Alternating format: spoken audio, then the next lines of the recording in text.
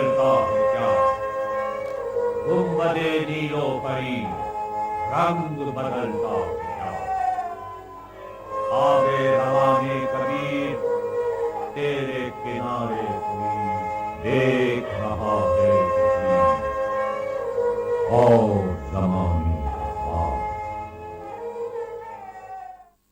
बिस्मिल्लाहिर्रहमानिर्रहीम।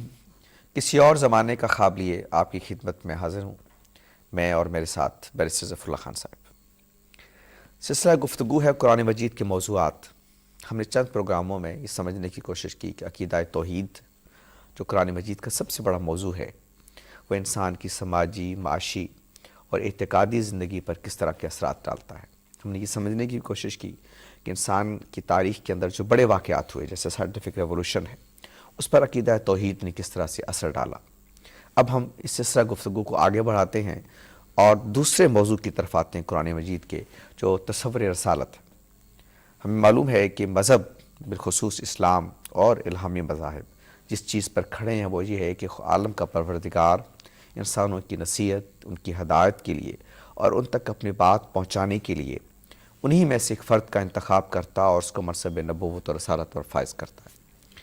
ये खुदा के हुक्म से, खुदा की रहनुमाई से इंसानों का जो ताल्लुक़ वाबस्ता होता है एक फ़र्द की निस्बत से, जिसको हम पैगंबर कहते हैं।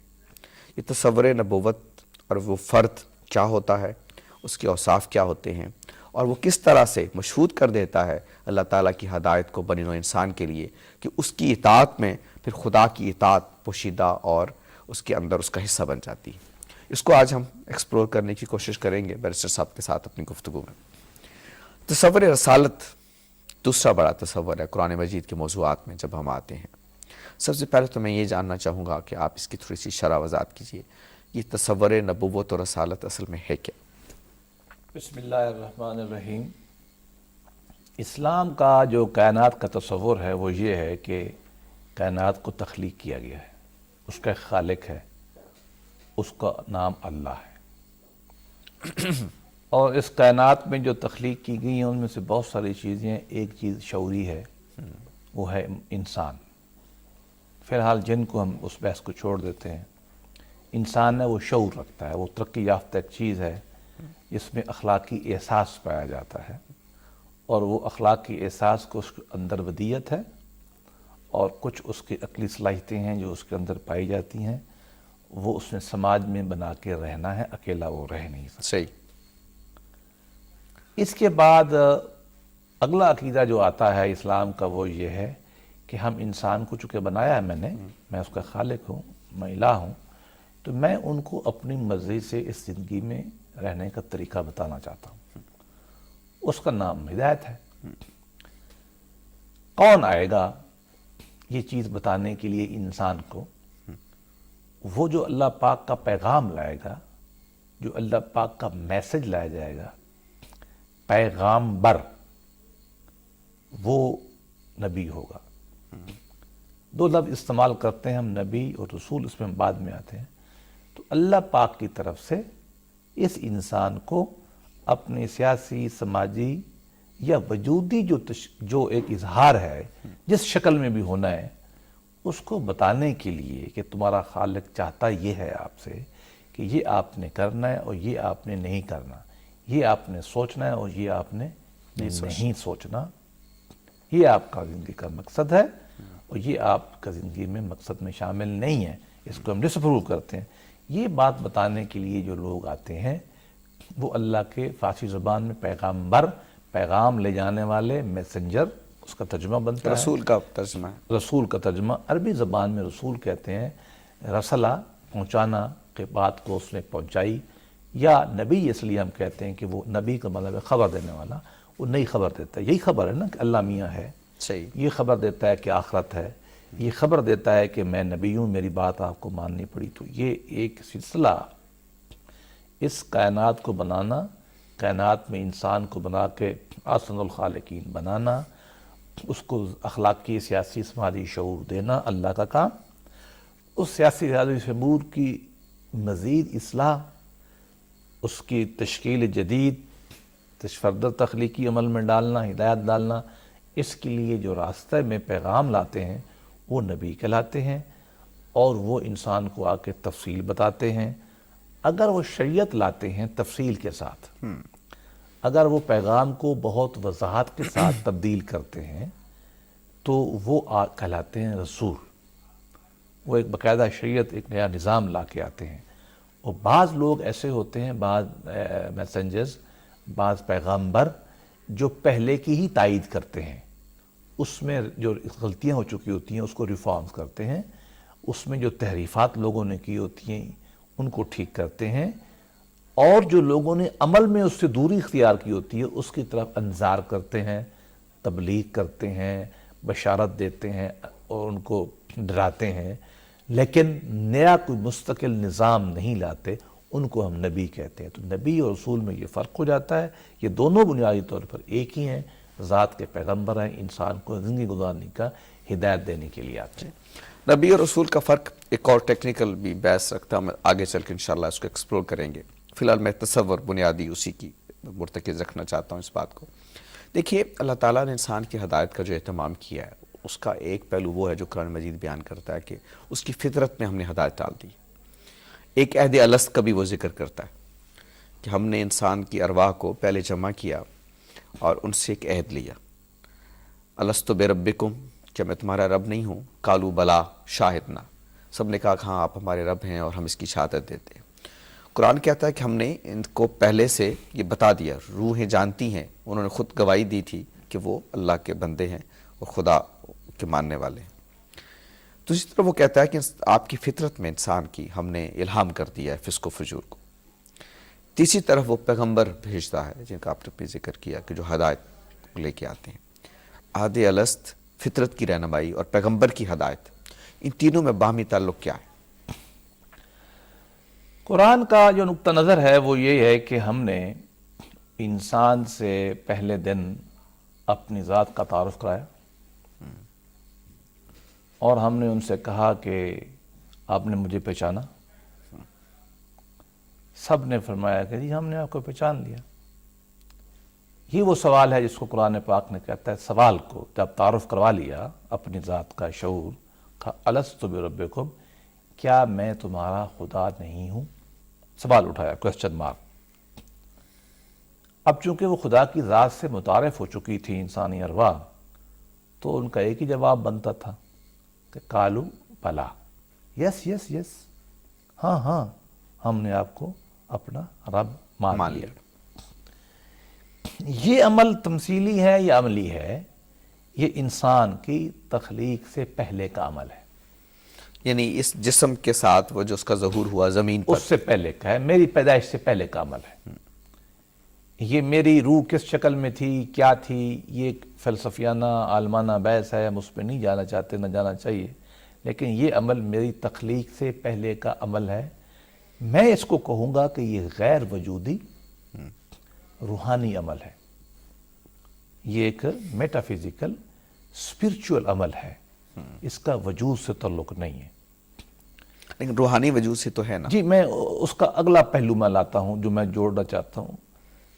لیکن جب انسان کی فزیکل تشکیل کی گئی، مجھے پیدا کیا گیا، مادے اور روح کو جمع کیا گیا، میرا سٹرکچر بنایا گیا، بلڈنگ کا جیسے آرکیٹیکچر ہوتا ہے، نقشہ وہ بنایا جاتا ہے۔ اب اس کے اندر جدید اصطلاح میں سمجھانا آسان ہے، کمپیوٹر میں دو چیزیں ہوتی ہیں، ایک سافٹ ویئر ہوتا ہے، ایک ہارڈ ویئر ہوتا ہے۔ ہارڈ ویئر تو وہ مشین ہے، سافٹ ویئر وہ اس کا جس سے چلتا ہے وہ ایک عجیب سی چیز ہوتی ہے، پتہ نہیں کیا ہوتی ہے وہ۔ انسان کے اندر بھی ایسا ہی ہے، بلڈنگ میں بھی ایسا ہی ہوتا ہے۔ مثلا بلڈنگ میں جب بلڈنگ بناتے ہیں، اینٹ سریا لکڑی لگاتے ہیں، لیکن اس میں روشنی بھی اندر ہوتی ہے، روشنی کا عمل ہوا ہوتا ہے نا، اس کے بغیر تو وہ خشکی بھی نہیں ہوتی، نظر تو نہیں آ رہی۔ ہوا نے اپنا ایک عمل کیا ہوتا ہے اس پوری کنسٹرکشن میں، وہ بھی تو نظر نہیں آ رہی، حصہ تو ہے نا اس کا۔ صحیح۔ ایسے ہی جب انسان کا مادی وجود آتا ہے، اس کے اندر روحانی وجود شامل ہوتا ہے۔ اس روحانی وجود میں وہ الست کا کہ میں نے تمہیں مانا، اس کا پورا شعور ہوتا ہے، ایک وہ اس کا سافٹ ویئر کا حصہ ہے، ہارڈ ویئر کا حصہ نہیں ہے، اس کی سافٹ ویئر کا وہ حصہ ہے۔ اس کا ایک جو کولیکٹیو کانشسنس اس کو دی جاتی ہے انسان کو، اس کے اندر وہ چھپی ہوئی ہے۔ اسی الست کا اگلا پہلو جو ہے وہ ہے کہ انسان کو عمومی طور پر چونکہ ایک سوشل اینیمل کے طور پہ رہنا ہے، ایک سماج بنا کے رہنا ہے، تو اس کی ساخت میں، اس کی نفسی ساخت میں، اس کی سائیکی میں ایک پروگرامنگ ہوتی ہے پہلے سے، سافٹ ویئر جسے کہہ سکتے ہیں. اس کے اندر یہ بات شامل ہے خدا کی ذات کا شعور الست بربکم والا، اور اس سے اگلا شعور اچھائی اور برائی کا. اس کے بارے میں قرآن پاک نے کہا کہ فَأَلْهَمَهَا فُجُورَهَا وَتَقْوَاهَا، ہم نے آپ کو الہام کر دیا اچھائی بھی، ہم نے آپ کو الہام کر دی برائی بھی. ایک اور بات بھی کہی، وَهَدَيْنَاهُ النَّجْدَيْنِ، ہم نے آپ کو دونوں راستے دکھا دیے. تو گویا کہ جب میرا مادی وجود بنا تو جو اس کا سافٹ ویئر پارٹ تھا، جو اس کا نفسی شخصیت تھی میری، اس میں الست بربکم کا اظہار، اور اس کے ساتھ اس کی جو ایک تعبیر نکلنی تھی اخلاقی، اچھائی برائی کی تمیز کی، یہ دونوں ڈال دی گئی. صحیح. یہ میرے سافٹ ویئر میں ڈال دی گئی. اب اگلا مرحلہ ہے کہ میرا فزیکل ساخت پیدا ہو گئی. اب اس ساخت پہ سماج نے اثر بھی کرنا ہے، میری تعلیم نے بھی کرنا ہے، میرے والدین کے مذہب نے بھی کرنا ہے. تو یہاں ہمیں مذہب نے بتایا کہ انسان کو ہم فطرت پہ پیدا کرتے ہیں، وہ بعد میں اپنے ماحول سے وہ یہودی اور نصرانی ہو جاتا. تو گویا کہ اس کا گنجائش رکھ دیا گیا کہ یہ چیزیں بھی آپ کو افیکٹ کریں گی، اثر. اب اس کے بعد آئیں ان کا لنک کیا ہے. یہ تین چیزیں میری خیال میں انسان کو، ایک تو مادی شخصیت نہیں ہے، انسان کی مادی کے ساتھ روحانی شخصیت بھی ہے. میں روحانی سے نفسی مراد بھی لیتا ہوں. روحانی میں عمومی میں چیزوں میں لیتا ہوں انسان کی جو سائیکک کانشسنس ہے، جو سائیکک ڈسپوزیشن ہے اس کی، جو آپ دیکھتے ہیں نا ایک آدمی میں غصہ ہے، دوسرے میں کم ہے، ایک نرم دل ہے، ایک کنجوس ہے، رحم، شکر، مختلف لوگوں میں مختلف ہے نا. کئی جذبے ہیں جو اس میں. ایک باپ کے دو بیٹے ایک ہی سکول کے پڑھے ہوئے کہ زمین و آسمان میں فرق، نفسیاتی ساخت مختلف ہے. مختلف ہے. تو یہ چیز کے ساتھ جو مادی وجود ملا، تو اس کے اندر وہ ایک انٹرنسک ربط رکھ دیا گیا.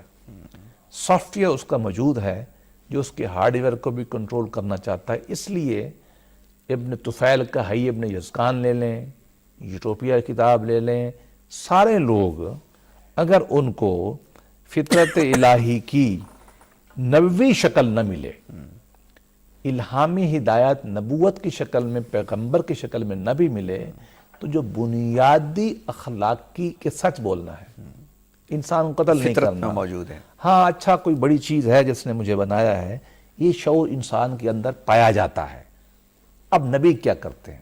وہ تیسرا ایلیمنٹ کیا ایڈ کرتا ہے؟ وہ ایلیمنٹ اس شعور کو زندہ کرتا ہے، کنڈی کھٹکھٹاتا ہے. یا دہانی کنڈی کھٹکھٹاتا ہے. انسان سویا ہوتا ہے نا، قرآن نے اسے خود بیان فرمایا کہ فذکر انما انت مذکر، کہیں فرمایا فذکر ان تنفل، میں بھول رہا ہوں کہ وہ فائدہ دیتی ہے، آپ کو فائدہ دیتی ہے اس کا تذکرہ کرنا. تو آپ کے اندر جو ایک لیٹنٹ، پوٹنٹ، چھپا ہوا، آج اگر میں یونگ کی اصطلاح استعمال کروں، کارل یونگ کی، آج ٹیپیکل جو part of objective part of psyche ہے، وہ کہتا ہے یہ چیزیں آپ لے کے آتے ہیں پہلے سے.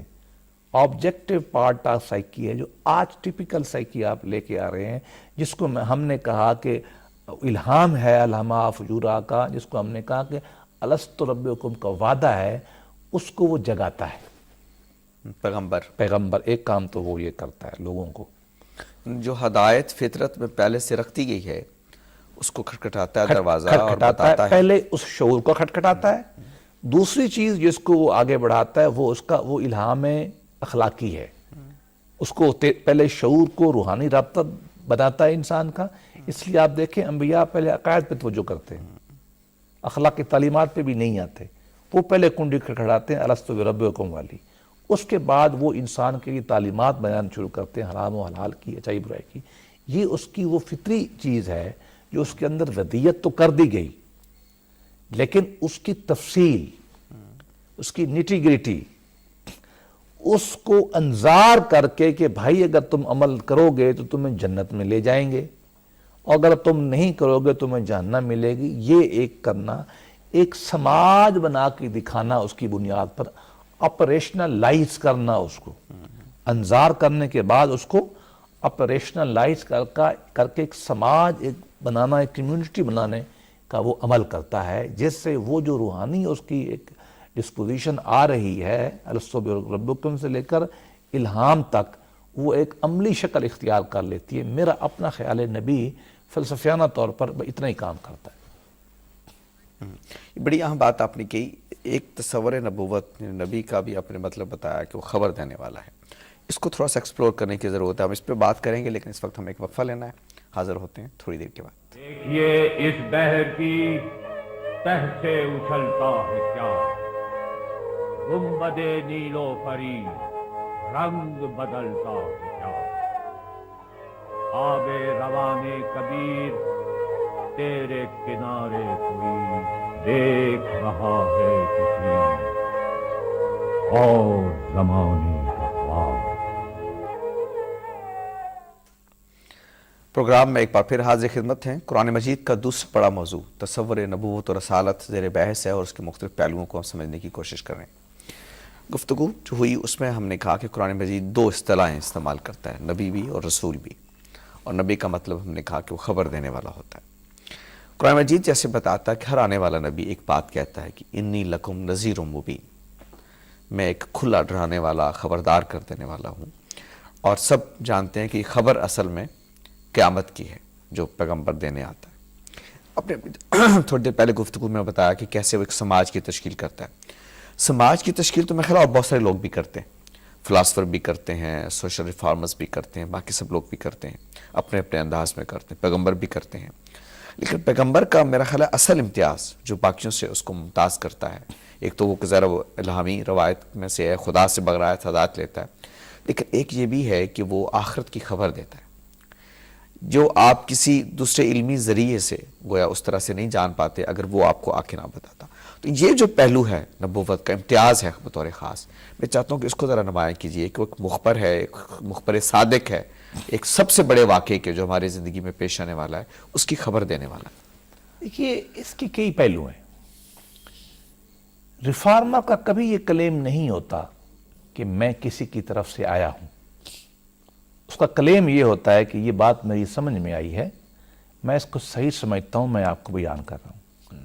نبی اس کے علی الرغم، اس کے بالکل آن دا کنٹری الٹ ایک بات کرتا ہے، کہتا ہے میری کوئی حیثیت نہیں، انی عبداللہ، میں اللہ کا بندہ ہوں، اللہ نے مجھے چنا ہے، میں کسی کی طرف سے آپ کے پاس آیا۔ آتانی الکتاب، پہلی بات تو یہ کہتا ہے۔ دوسری بات وہ کہتا ہے جو بات میں کرنے چلا ہوں، ریفارمر اس میں کیا فرق ہوتا ہے؟ ریفارمر کہتا ہے میری اپنی بات ہے، وہ کہتا ہے یہ میری بات ہی نہیں، یہ بات تو کسی اور کی ہے، بڑے الہ نے مجھے یہ بتایا، میں آپ کو دے رہا ہوں، بلکہ یہاں تک اگلے لفظوں میں کہہ دیا کہ وما ینطق عن الہویٰ ان ہو الا وحی یوحیٰ، بھائی میں تو اپنی نفسانی خواہشات سے، اپنی سوچ سے، اپنے ایک شعوری عمل سے کوشش کر ہی نہیں تھا، یہ تو مجھے کسی نے دی ہے اور میں نے آپ تک پہنچا دی ہے۔ دوسرا کلیم نبی کا اور فرق یہ ہوتا ہے کہ وہ کہتا ہے، یہ وہ بات ہے جس کو آپ نے کہا کہ وہ الہامی روایت سے جڑ جاتا ہے، کہ الہامی روایت سے خبریں آپ کیا دیتا ہے، جیسے وہ قرآن نے بھی کہا نا کہ بلغ ما انزل الیک، جو میں نے آپ کو کہا وہ بتاؤ۔ اور بلکہ قرآن پاک نے جب تنقید فرمائی موجودہ عیسائیت پہ تو یہ کہا، اور بھائی کیا بات کرتے ہو، آپ کو تو عیسیٰ علیہ السلام نے یہ کہا ہی نہیں تھا، یہ کہا نا کہ عیسیٰ علیہ السلام تو کہہ ہی نہیں سکتا، وہ تو نبی ہے، نبی نے اپنی طرف تھوڑی لوگوں کو بلانا ہے۔ یہ قرآن میں سے پوری بحث ہے کہ بھائی عیسیٰ علیہ السلام کو جو تم اللہ کا بیٹا بنایا بیٹھے ہو، اس کو تم پوجنا چاہتے ہو، یہ ممکن کیسے ہے؟ وہ تو کسی کا بھیجا ہوا فستادہ ہے، وہ کسی کا ایک پیغامبر ہے، ایک پیغام لے کے آنے والا ہے، وہ تو کہہ ہی نہیں سکتا، تو آپ کیا ایک کہانیاں بناتے ہو؟ یہ قرآن نے کہا ہے، تو وہ حد سے بڑھ نہیں سکتا، خبریں کیا دیتا ہے؟ دیکھیے سب سے پہلی خبر تو وہ یہی دیتا ہے کہ میں نبی کسی اور کا ہوں، وہ بہت بڑی ذات ہے، تمہاری خالق ہے، مالک ہے، عبادت کے لائق ہے، اور وہ معبود ہے، اور وہ معبود ہے، اس کو تمہیں ماننا پڑے گا، اور جو کچھ اس نے تمہیں ہدایت دی ہے میں لایا ہوں، اب تمہیں یہ یہاں ہدایت ماننی پڑے گی۔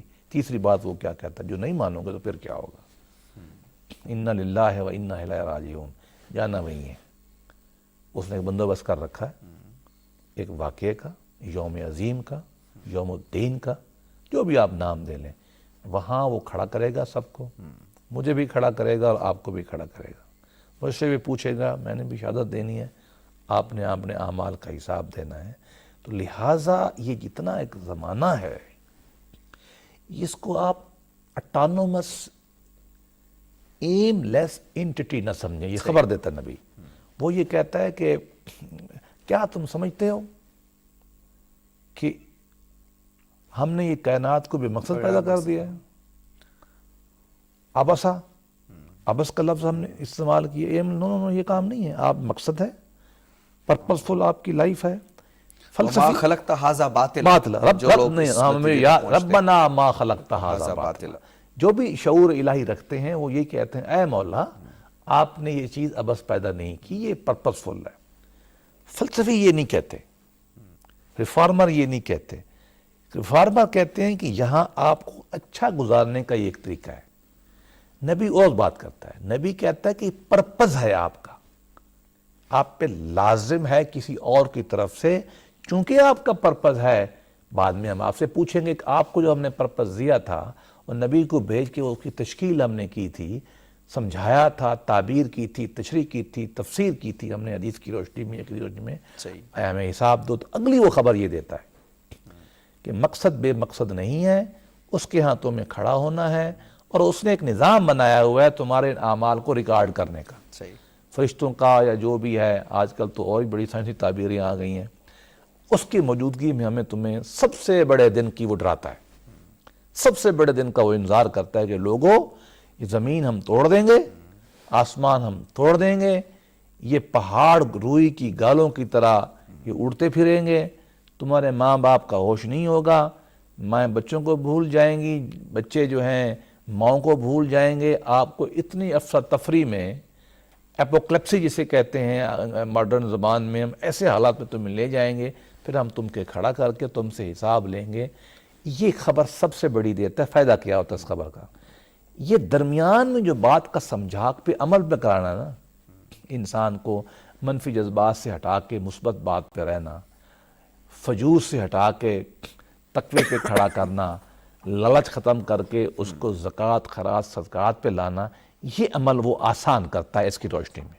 تو گویا کہ نبی کی جو خبر ہے مختصراً، وہ اللہ کی ذات سے شروع ہوتی ہے، اپنی ذات کے دعوے سے شروع ہوتی ہے، زندگی کو بامقصد بنا کے اس کی ہدایت دینے کی وہ خبر دیتا ہے، اور اس کے بعد وہ خبر دیتا ہے کہ تمہیں ایک دن کھڑا کر دیا جائے گا، مجھے بھی پوچھا جائے گا آپ کے بارے میں، اور آپ سے بھی پوچھا جائے گا کہ زندگی میں مقصد فل آپ نے گزاری ہے یا نہیں کرائے۔ تو اس معنی میں نبی جو ہے ایک کمپریہنسو سیریز آف نیوز لاتا ہے، اخبار کا ایک لمبا سلسلہ ہے خبر کا جو آپ تک وہ پہنچاتا ہے۔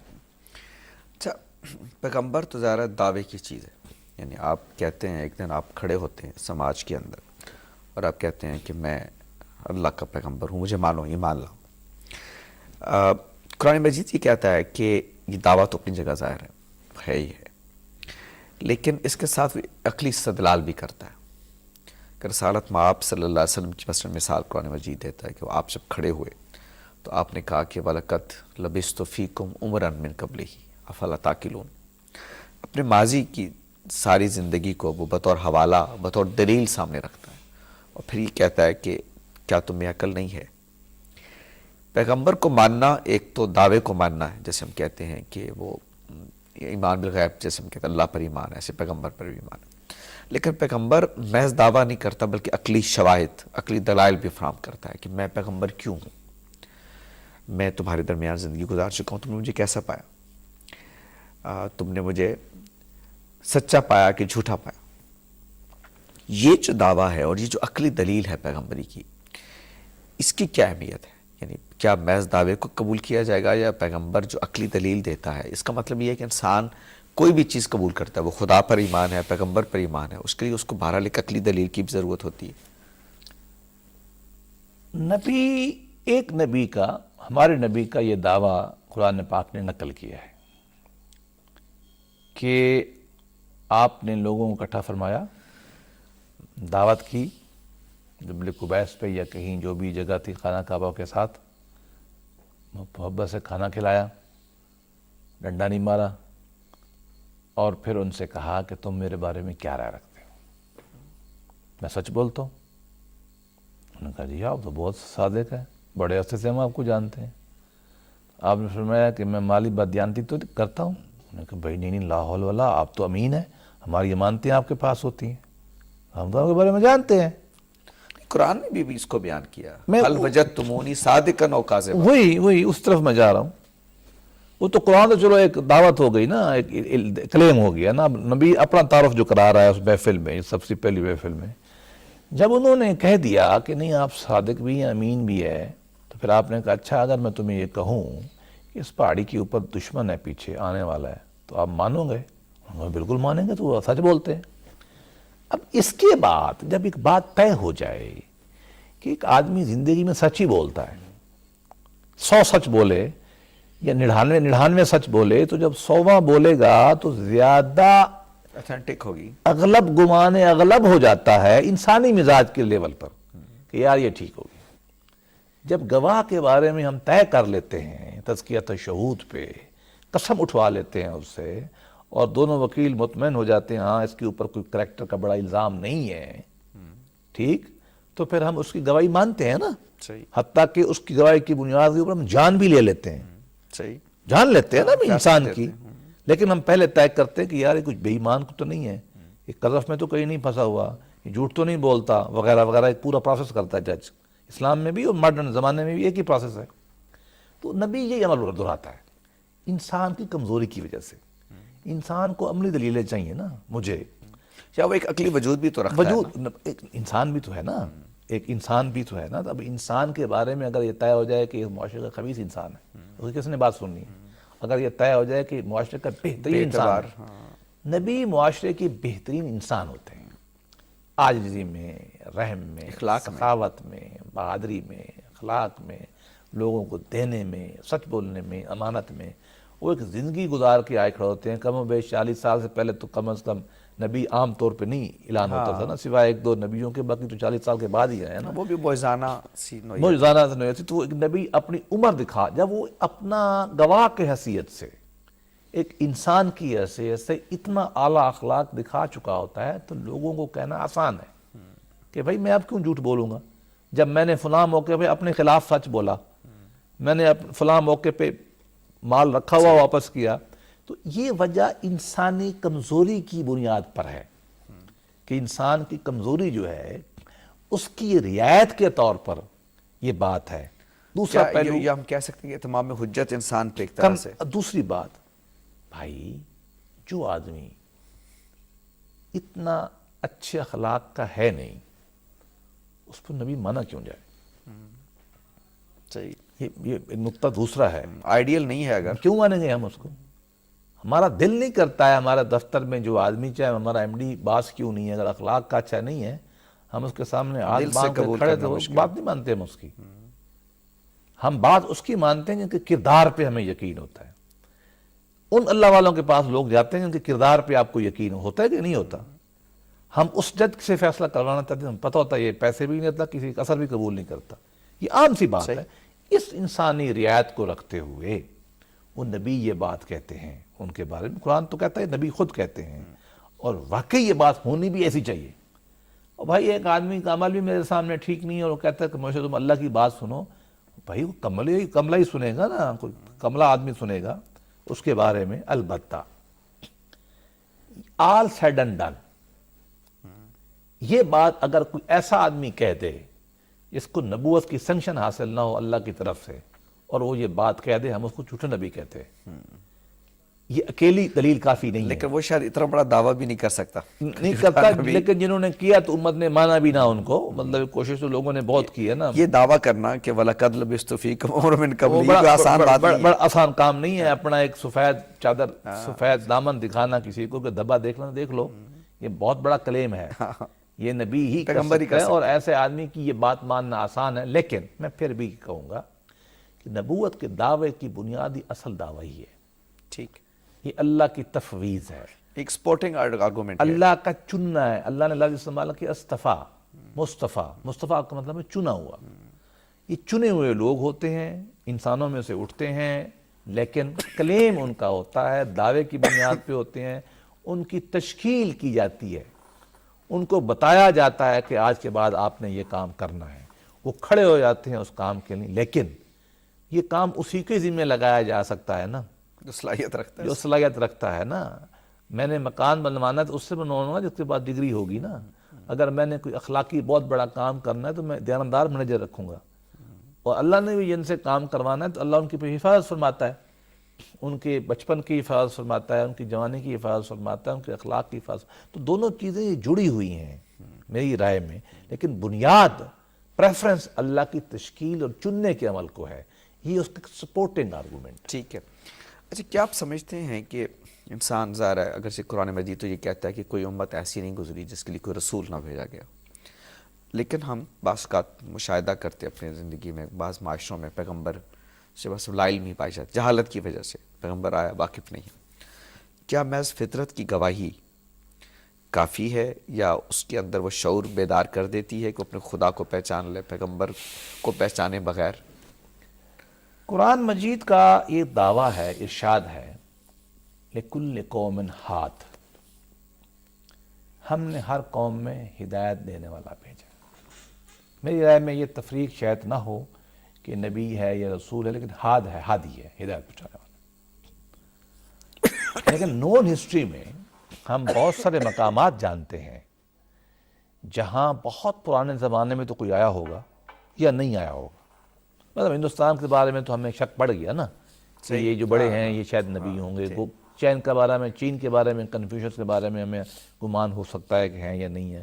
گوتم بدھ کے بارے میں ہو سکتا ہے. ایسے لوگ ہر ملک رواج میں پائے جاتے ہیں، ان کے بارے میں یہ کہا جا سکتا ہے، لیکن بعض ہمارے علم میں نہیں ہے. اور بعض میں یہ ہے کہ وہ وقت گزر گیا. تو کیا وہ لوگ اپنی وہ الست کی بنیاد پر یا جو الہام ہے فجور و تقوی کا اس کی بنیاد کے اوپر، اس کے بارے میں میری رائے یہ ہے کہ اگر ان تک واضح انبیاء کی تعلیمات نہیں پہنچی یا کما حقہ نہیں پہنچی، دونوں باتیں میں کرتا ہوں، یا نہیں پہنچی یا پوری طرح جیسے اخلاق سے، کردار سے، ثبوت سے جانی چاہیے نہیں پہنچی، ان کے لیے وہ شعور کافی ہے. وہ کیا شعور ہے؟ اگر تو وہ ایک الہ کا تصور اپنے اندر پاتے ہیں کسی نہ کسی شکل میں، صحیح، تو وہ کافی ہے. اور وہ عمومی انسانی اخلاق جو ایک کسی بھی نارمل آدمی سے توقع کیا جا سکتا ہے وہ کرتے ہیں، میری رائے میں ان کے لیے یہ کافی ہے. میں اس کی ایک مثال دیتا ہوں آپ کو. سائبیریا، چلو اس کو بھی بھول جاتے ہیں، امریکہ میں چلا جائے. ہمارے نبی جب تشریف لائے اور 2200 یا کتنا مربع میل فتح ہو گیا صحابہ کے زمانے میں، اس وقت امریکہ ہمیں پتہ ہی نہیں تھا انسان کو کہ امریکہ موجود ہے. انسان کے علم میں نہیں تھا کہ نیوزی لینڈ موجود ہے، آسٹریلیا موجود، پتہ ہی نہیں تھا. نہ جانے کا راستہ تھا. جانے کا راستہ تب ہم بنائے نا کشتیاں گھوڑے، تب ہم لے جائیں نا جب ہمیں معلوم نہ ہو. اب ایک آدمی حضور کے زمانے میں وہاں رہتا ہے اور راستہ اس کو پتہ ہی نہیں ہے، حضور کو، حضور گئے نہیں ہے. آپ مجھے اگر میں کہیں کہ میں اس کو کہوں کہ وہ جہنم میں چلا جائے، میں نہیں کہوں گا. یہ بہت ہی میرے لیے بری بات ہے. میں اس سے اتنا توقع کروں گا کہ اس نے کیا یہ مانا تھا کہ کوئی قدرت ہے میری جو مجھے چلا رہی ہے، بنا رہی ہے. نام بھلے جو رکھ لے وہ اس کا، مجھے اس سے کوئی دلچسپی نہیں ہے. یا یاد نہیں بلکہ اور اس کا عمومی انسانی رویہ کیا تھا.